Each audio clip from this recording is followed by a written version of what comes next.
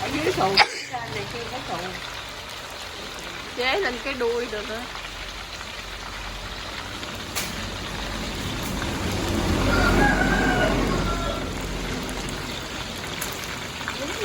Nó chưa vàng mà biết sao à,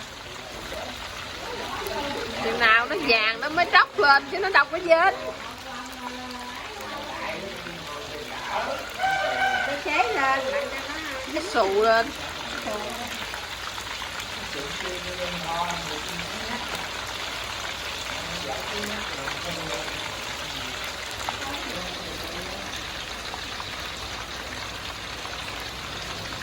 Hồi nãy lúc mần cái cá không kêu.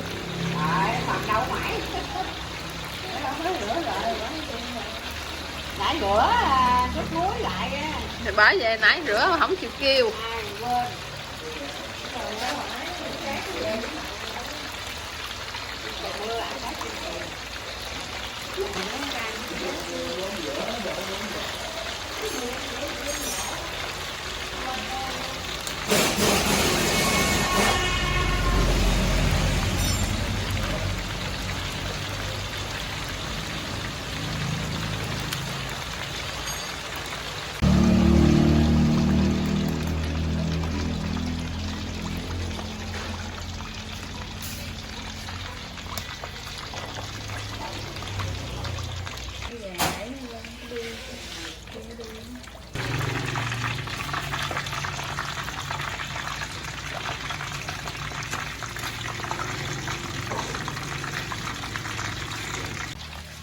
Bằng cua.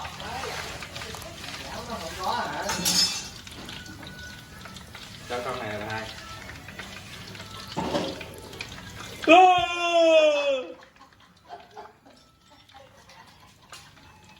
Cái em bằng cua.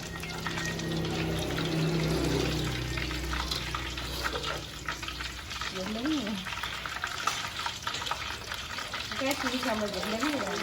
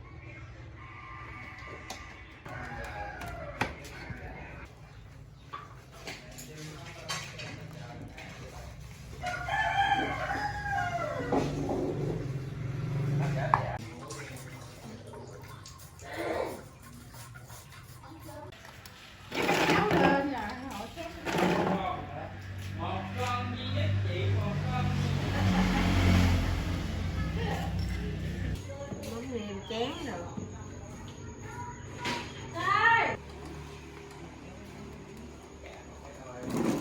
Cười mững chi lại á mà hội. Cười thét quét đi. Rồi là cũng mẫn môi đỏ đỏ vậy. Đây. Cái sáng này nó để cúng luôn.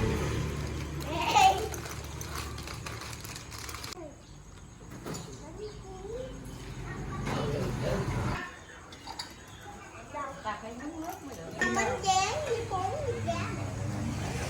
Ở đâu rồi? Ta của.